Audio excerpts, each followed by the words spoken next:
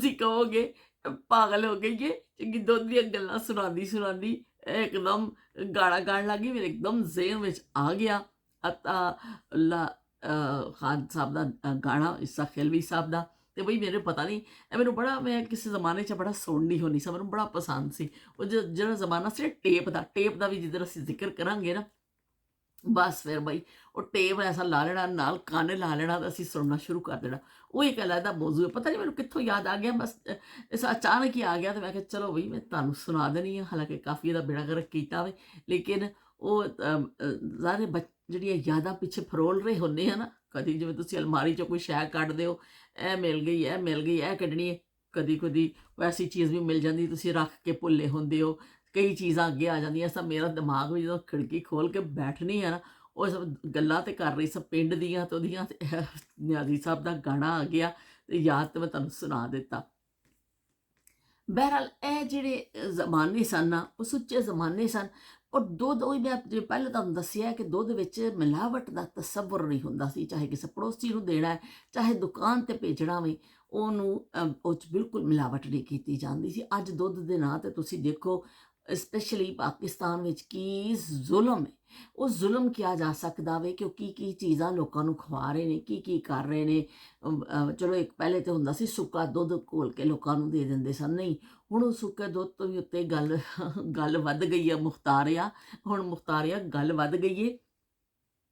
ਹੁਣ ਉਹ ਜਿਹੜਾ ਵੇ ਜਿਹੜੇ ਇਸ ਲਾਸ਼ਾਂ ਨੂੰ ਕਰਨ ਵਾਸਤੇ ਜਿਹੜਾ ਲਾਇਆ ਜਾਂਦਾ ਕੈਮੀਕਲ ਕਿ ਉਹ ਠੀਕ ਰਹਿਣ, ਉਹ ਦੁੱਧ ਵਿੱਚ ਪਾਇਆ ਜਾਂਦਾ ਵੇ।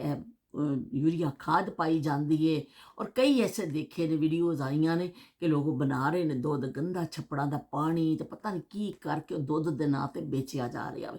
ਤੇ ਉਹ ਇਹ ਕਿ ਜਾਂ ਤਾਂ ਲੋਕਾਂ ਦੀ ਹੁਣ ਕੁਵਤ ਖਰੀਦ ਹੀ ਨਹੀਂ ਰਹੀ ਹੈ ਕਿ ਲੋਕ ਉਹ ਚੀਜ਼ਾਂ ਖਰੀਦ ਕੇ ਇਸਤੇਮਾਲ ਜ਼ਿਆਦਾ ਨਹੀਂ ਕਰ ਸਕਦੇ ਜਿਸ ਤਰ੍ਹਾਂ ਪਹਿਲੇ ਲੋਕ ਵਾਫਰ ਮਿਕਦਾਰ 'ਚ ਕਰਦੇ ਸਨ।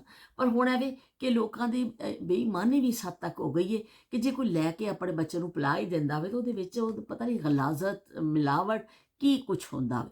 ਇਨਸਾਨ ਨੂੰ ਬਿਲਕੁਲ ਡਰ ਨਹੀਂ ਲੱਗਦਾ ਰੱਬ ਕੋਲੋਂ ਕਿ ਮੈਂ ਕਰ ਰਿਹਾ ਵਾਂ, ਇਹ ਮੇਰੇ ਅੱਗੇ ਆਉਣੀਆਂ ਨੇ ਚੀਜ਼ਾਂ। ਥੋੜ੍ਹੇ ਜਿਹੇ ਪੈਸੇ ਵਾਸਤੇ, ਲਾਲਚ ਵਾਸਤੇ ਇੰਨੇ ਗਲਤ ਕੰਮ ਕਰਦੇ ਨੇ ਕਿ ਕਿਸੇ ਦੀ ਜਾਨ ਨਾਲ ਵੀ ਲੋਕ ਖੇਲਦੇ ਨੇ। ਤੇ ਬਹਰਹਾਲ ਆ ਜਾਵੇ ਕਿ ਬਹੁਤ ਜ਼ਿਆਦਾ ਯਾਦਾਂ ਤਾਂ ਨਹੀਂ ਸੀ ਗੱਲ, ਤੇ ਮੈਂ ਹਾਲੇ ਵੀ ਸਮਝ ਕਰੋ ਨਾ, ਯਕੀਨ ਕਰੋ ਮੈਂ ਘੰਟਾ ਕਰ ਲਵਾਂਗੀ ਤੇ ਮੈਂ ਗੱਲ ਕਰ ਸਕਦੀ ਹਾਂ। ਪਰ ਐਵੇਂ ਕਿ ਫਿਰ ਜਦੋਂ ਜ਼ਿਆਦਾ ਤਵਾਲਤ ਹੋ ਜਾਂਦੀ ਹੈ, ਫਿਰ ਉਹ ਸਾਰੇ ਦੇਖਣ ਵਾਲੇ ਕਹਿੰਦੇ ਨੇ ਵੀ ਕੀ ਐਵੇਂ ਬੋਲੀ ਜਾਂਦੀ ਪਈ ਹੈ, ਤੇ ਫਿਰ ਗੱਲਾਂ ਹੀ ਨਹੀਂ ਇਹਦੀਆਂ ਮੁੱਕਦੀਆਂ। ਤੇ ਫਿਰ ਆਪਣੀ ਕਰਨਾ ਪੈਂਦਾ ਕਿ ਚਲੋ ਵੀ ਫਿਰ ਜੋ ਉਹ ਜ਼ਮਾਨੇ ਸਨ, ਜਿਹੜਾ ਦੁੱਧ ਬਾਲਟੀ ਵਿੱਚ ਘਰੋਂ ਡੋਲ ਲੈ ਕੇ ਜਾਣਾ ਤੇ ਉੱਤੇ ਟੱਕਣ ਹੁੰਦਾ ਸੀ, ਜਾਂ ਕੋਈ ਵੀ ਭਾਂਡਾ ਚੁੱਕ ਕੇ ਛੇਤੀ ਨਾਲ ਦੌੜ ਜਾਣਾ। ਤੇ ਮੈਂ ਖੁਦ ਜਾ ਕੇ ਲੈ ਕੇ ਆਉਂਦੀ ਸੀ, ਦੌੜ ਕੇ ਜਾਣਾ, ਮੇਰੇ ਕਹਿਣਾ ਦੁੱਧ ਦਾ ਟਾਈਮ ਹੋ ਗਿਆ ਵੇ, ਜਾਓ ਦੁੱਧ ਲੈ ਕੇ ਆ ਜਾਓ। ਕਦੇ ਅੱਬੂ ਨੇ ਲੈਣਾ, ਜਿਹੜਾ ਬੰਦਾ ਦਸਤਿਆਬ ਹੁੰਦਾ ਸੀ ਬਿਲਕੁਲ ਸਾਹਮਣੇ ਘਰ ਦੇ ਦੋਸਤ ਘਰ ਛੱਡ ਕੇ ਵਾੜਾ ਸੀ, ਉੱਥੋਂ ਜਾ ਕੇ ਲੈਣਾ। ਮੱਝਾਂ ਵਿਚਾਰੀਆਂ ਇਸ ਤਰ੍ਹਾਂ ਪੂਛਲਾਂ ਹਿਲਾ ਰਹੀਆਂ ਹੁੰਦੀਆਂ ਸਨ ਆਪਣੀਆਂ, ਤੇ ਉਹਨਾਂ ਦੇ ਅੱਗੇ ਨਾ ਉਹ ਚਾਰਾ ਕੱਟ ਕੇ ਖਾਂਦੇ ਸਨ। ਹਾਂ, ਇਹ ਤੇ ਗੱਲ ਮੈਂ ਤੁਹਾਨੂੰ ਦੱਸੀ ਨਹੀਂ, ਉਹ ਜਿਹੜਾ ਚਾਰਾ ਕੱਟ ਕੇ ਮੱਝਾਂ ਨੂੰ ਪਾਉਂਦੇ ਸਨ ਨਾ, ਜਿਹੜਾ ਉਹ ਲੈ ਕੇ ਆਉਂਦੇ ਸਨ, ਉਹ ਖੁਰਲੀਆਂ ਵਿੱਚ ਪਾਇਆ ਹੁੰਦਾ ਸੀ। ਉਹ ਖੁਰਲੀਆਂ 'ਚ ਪਾਇਆ ਹੁੰਦਾ ਸੀ, ਮੱਝਾਂ ਲੱਗੀਆਂ ਹੁੰਦੀਆਂ ਸਨ ਐਸਾ ਕਰਕੇ ਖਾਣ ਵਾਸਤੇ। ਅਸੀਂ ਵੀ ਬੱਚੇ ਹੁੰਦੇ ਸਾਂ, ਮੈਂ ਤੇ ਮੇਰੀ ਕਜ਼ਨ, ਕਦੀ ਮੈਂ ਲਾਹੌਰ ਗਈ ਨਾ ਤੁਹਾਨੂੰ ਉਹਦਾ ਜ਼ਰੂਰ ਮਿਲਾਵਾਂਗੀ ਉਹਦੇ ਨਾਲ। ਤੇ ਉਹ ਕੀ ਕਹਿੰਦੇ ਨੇ, ਉਹ ਅਸੀਂ ਦੋਨੋਂ ਜਾ ਕੇ ਉਹਦੇ ਵਿੱਚੋਂ ਨਾ ਕਿਤੇ ਕਿਤੇ ਗੰਨੇ ਦਾ ਕੋਈ ਟੁਕੜਾ ਵੀ ਐਸਾ ਆ ਜਾਂਦਾ ਸੀ, ਮਿੱਠਾ ਮਿੱਠਾ ਛੋਟਾ ਗੰਨਾ ਜਿਹੜਾ ਹੁੰਦਾ ਨਾ ਕੱਚਾ, ਉਹਦੇ ਟੁਕੜਿਆ ਅਸੀਂ ਉਹ ਚੁਣ ਕੇ ਨਾ ਨਾਲ ਮੱਝਾਂ ਖਾ ਰਹੀਆਂ ਹੁੰਦੀਆਂ ਸਨ। ਇਹ ਦੋ ਮੱਝਾਂ ਜਿਹੜੀਆਂ ਨੇ ਨਾ, ਉਹ ਪਹੁੰਚ ਜਾਂਦੀਆਂ ਸਨ ਖੁਰਲੀਆਂ ਦੇ ਕੋਲ, ਤੇ ਅਸੀਂ ਫਿਰ ਜਾ ਕੇ ਉਹ ਚੁਣ ਕੇ ਨਾ ਉਹ ਚੂਪਣਾ, ਬੜਾ ਮਜ਼ਾ ਆਉਣਾ ਵੀ ਚੂਪ ਲੋ ਚਰਿਆ ਇਹ ਉਹ ਹਰੇ ਹਰੇ ਉਹਦੇ ਵਿੱਚੋਂ ਅਸੀਂ ਉਹ ਗੰਨੇ ਦੇ ਛੋਟੇ ਛੋਟੇ ਟੁਕੜੇ ਲੱਭਣੇ ਤੇ ਫਿਰ ਅਸੀਂ ਉਹਨੂੰ ਚੂਪਣਾ। ਤੇ ਉਹ ਜ਼ਮਾਨਾ ਨਾਯਾਬ ਵੀ ਹੋ ਗਿਆ, ਹੁਣ ਕੋਈ ਸੋਚ ਵੀ ਨਹੀਂ ਸਕਦਾ। ਮੈਂ ਖੁਦ ਵੀ ਨਹੀਂ ਸੋਚ ਸਕਦੀ, ਕੋਈ ਵੀ ਨਹੀਂ ਸੋਚ ਸਕਦਾ ਕਿ ਜਿੱਥੋਂ ਮੱਝ ਪਈ ਖਾਂਦੀ ਏ ਉੱਥੋਂ ਹੀ ਤੁਸੀਂ ਜਾ ਕੇ ਨਾਲ ਖਾਣ ਲੱਗ ਜਾਓਗੇ, ਕੱਢ ਲੋਗੇ। ਉਹ ਕਿੱਥੇ ਗਏ ਉਹ ਜ਼ਮਾਨੇ? ਮੈਨੂੰ ਤਾਂ ਬਸ ਇਹੀ ਹੈਰਾਨਗੀ ਹੁੰਦੀ ਏ, ਉਹ ਜ਼ਮਾਨੇ ਗਏ ਕਿੱਥੇ? ਅੱਜ ਹੁਣ ਜ਼ਰਾ ਜੀ ਚੀਜ਼ ਇਸ ਤਰ੍ਹਾਂ ਟੱਚ ਹੋ ਜਾਏ, ਲੋ ਬਈ ਇਹ ਚੀਜ਼ ਖਰਾਬ ਹੋ ਗਈ, ਇਹਨੂੰ ਸੁੱਟ ਦੇਵੋ।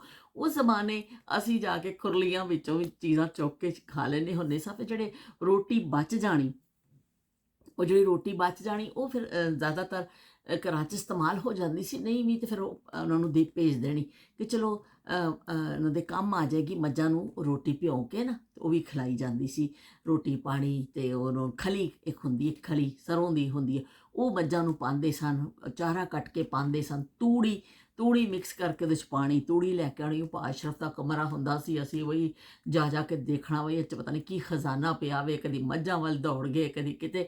ਤੇ ਸਭ ਤੋਂ ਵੱਡਾ ਆਈਟਮ ਹੁੰਦਾ ਸੀ ਮੱਝਾਂ ਦੇ ਗੋਬਰ ਦਾ। ਓਏ ਹੋਏ ਹੋਏ ਗੋਹਾ! ਇਹ ਤਾਂ ਮੈਂ ਭੁੱਲ ਹੀ ਗਈ, ਸ਼ੁਕਰ ਹੈ ਮੈਨੂੰ ਯਾਦ ਆ ਗਿਆ। ਉਹ ਗੋਹਾ ਜਿਹੜਾ ਸੀ ਉਹ ਫਿਰ ਸਵੇਰੇ ਉਹਨਾਂ ਨੇ ਇੱਕ ਰੱਖੀ ਹੁੰਦੀ ਸੀ, ਇੱਕ ਆਉਂਦੀ ਸੀ ਉਹਨਾਂ ਦੀ ਹੈਲਪ ਵਾਸਤੇ ਇੱਕ ਔਰਤ। ਉਹ ਫਿਰ ਉਹ ਤੂੜੀ ਨੂੰ ਮਿਕਸ ਕਰਕੇ ਨਾ ਗੋਹੇ ਦੇ ਵਿੱਚ ਐਸਾ ਐਸਾ ਕਰਕੇ ਮਿਕਸ ਕਰਕੇ ਉਹ ਫਿਰ ਐਸਾ ਦੀਵਾਰ ਦੇ ਉੱਤੇ ਥੜਪ ਥੜਪ ਐਸਾ ਦੀਵਾਰ ਦੇ ਉੱਪਰ ਨਾ ਗੋਹਾ ਲੱਗ ਜਾਂਦੀ ਸੀ। ਉਹ ਸਾਰੇ ਐਸਾ ਲਾਈਨ ਦੇ ਨਾਲ ਗੋਹੇ ਲੱਗ ਜਾਂਦੇ ਸਨ ਤੇ ਉਹ ਫਿਰ ਸੁੱਕ ਜਾਂਦੇ ਸਨ। ਫਿਰ ਉਹਨੂੰ ਉਤਾਰ ਲੈਣਾ, ਐਡੇ ਵੱਡੇ ਟੋਕਰੇ 'ਚ ਪਾ ਕੇ ਰੱਖ ਲੈਣਾ। ਉਹ ਸਾਡੀ ਫੁੱਫੋ ਜਿਹੜੇ ਅੱਲਾ ਜਲ ਨਸੀਬ ਕਰੇ ਉਹਨਾਂ ਦੇ ਘਰ ਫਿਰ ਗੋਹਾ ਵੀ ਲੱਗਦਾ ਸੀ, ਵਿੱਚ ਲੱਕੜ ਵੀ ਇਸਤੇਮਾਲ ਹੁੰਦੀ ਸੀ। ਤੇ ਉਹ ਫਿਰ ਉਹ ਗੋਹਾ ਵੀ ਉਹਦਾ ਇਸਤੇਮਾਲ ਹੁੰਦਾ ਸੀ। ਸਾਡੇ ਵਾਸਤੇ ਬੜਾ ਇੱਕ ਅਜ਼ੀਮ ਆਈਟਮ ਹੁੰਦਾ ਸੀ ਉਹ, ਕਿ ਅਸੀਂ ਜਾ ਕੇ ਦੇਖੀਏ ਵੀ ਗੋਹਾ ਕਿਸ ਤਰ੍ਹਾਂ ਪਿਆ ਬਣਦਾ ਵੇ। ਤੇ ਅਸੀਂ ਫਿਰ ਗੋਹਾ ਬਣਦੇ ਦੇਖਣਾ ਤੇ ਕੀ ਕਹਿੰਦੇ ਨੇ ਉਹਨੇ ਦੀਵਾਰ ਤੇ ਲਾਣਾ। ਮਾਸੀ ਜਿਹੜੀ ਆਂਦੀ ਸੀ ਤੇ ਉਹ ਫਿਰ ਉਹ ਲਾ ਲੂ ਕੇ ਚਲੀ ਜਾਂਦੀ ਸੀ, ਝਾੜੂ ਛਾੜੂ ਫੇਰ ਕੇ ਜਗ੍ਹਾ ਸਾਫ਼ ਕਰ ਜਾਂਦੀ ਸੀ।